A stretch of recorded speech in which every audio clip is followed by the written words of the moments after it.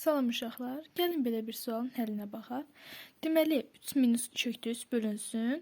Kök altında 4 minus 2 kökdə 3 ifadəsini sadələşdirməyi bizdən istəyir.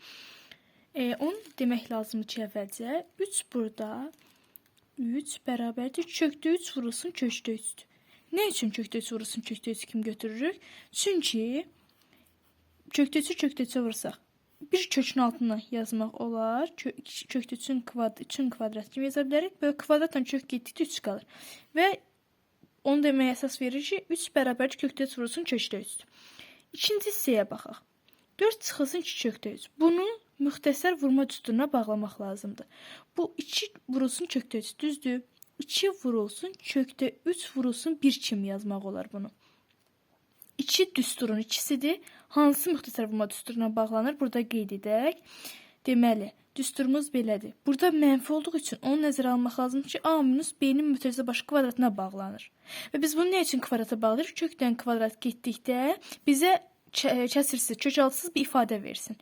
A minus B-nin mütərizə başı kvadratı bərabər idi A kvadrat minus 2 AB plus B-nin kvadratı. Düzdür? A kvadrat plus B kvadratın cəmi 4'ü verib və 2 vurulsun A vurulsun B. 2 vurulsun kökdə 3 vurulsun 1. Deməli, bizim A'mızın yerində nə durur? Kökdə 3. B'mizin yerində nə durur? 1. Deməli, biz 4 minus 2 kökdə 3 ifadəsini kökdə 3 plus minus. Nə üçün minus? Düsturun mənfisinə görə.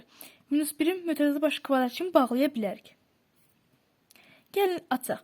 Kökdə 3-ün kvadratını neçə eləyir? 3. 2 üst çıxılsın, 2 vurulsun. Birinci vurulsun, ikinci, üstə gəlsin, ikincinin kvadratı. 3. Əslində bu kökdə 3-ün mütərizə başı kvadratı daha aydın yazsaq. Kvadratdan kökdə sadəcə 3 qalır. 3. Üstə gəlsin 1, bir tərəfdə yazaq, çıxılsın, 2 kökdə 3.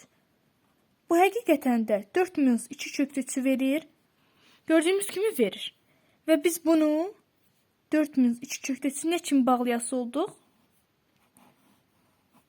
Kökdə 3 minus 1'in mütərizə başı kvadrat kimi bağlayırıq. Gəlin misalın həllinə qaydaq. Deməli, misalın özün şərtini köçürürük əvvəl. 4 çıxılsın 2 kökdə 3. Düzdür? Yazdıq. Bərabərdir.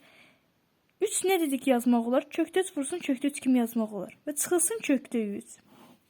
Bunu nə üçün bağladıq? Kökdə 3 minus 1'in mütərizə başı kvadratı kimi bağladıq. Düzdür?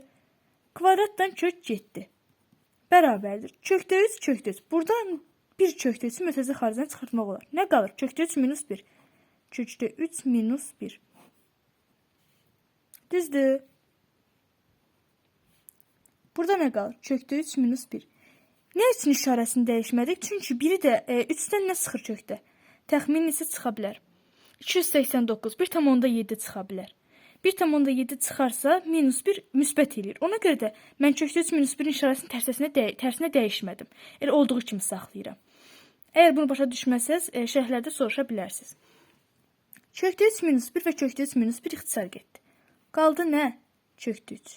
Demək, bizim bu ifadəmizin, misalımızın həlli kökdə 3'ə bərabər olur. Və cavabımız kökdə 3'dür. Burada əgər hər hansı bir hissə qaranlıq qalarsa, soruşa bilərsiniz. Hələ ki, bu misalın həlli bu qədər. İzlədiyiniz üçün çox sağ olun.